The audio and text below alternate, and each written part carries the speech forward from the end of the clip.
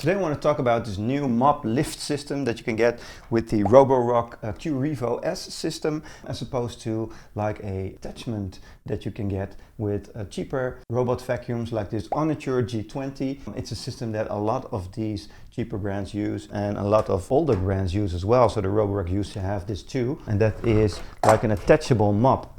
And this really makes a lot of difference, and I'll tell you why. Now, this attachable mop, it attaches pretty easily to like a robot vacuum, just click that on. But then you also have this separate bucket that you put in there with water instead of the normal vacuum bucket. And you see this kind of system with a lot of these robot vacuums.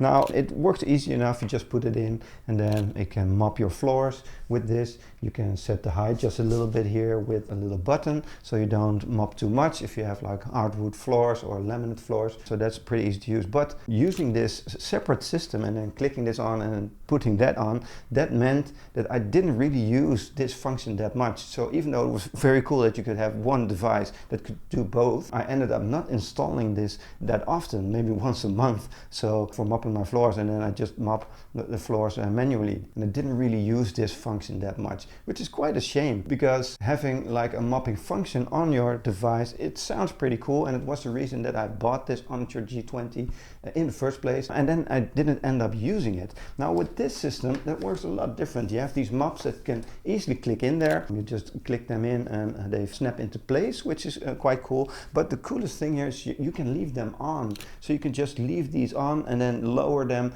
or get them closer to the body if you don't want to mop, and then lower them if you do want to mop.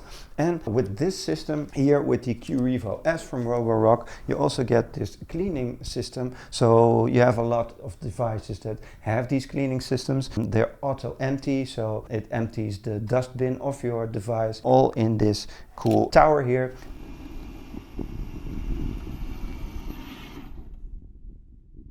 Starting to wash the mop.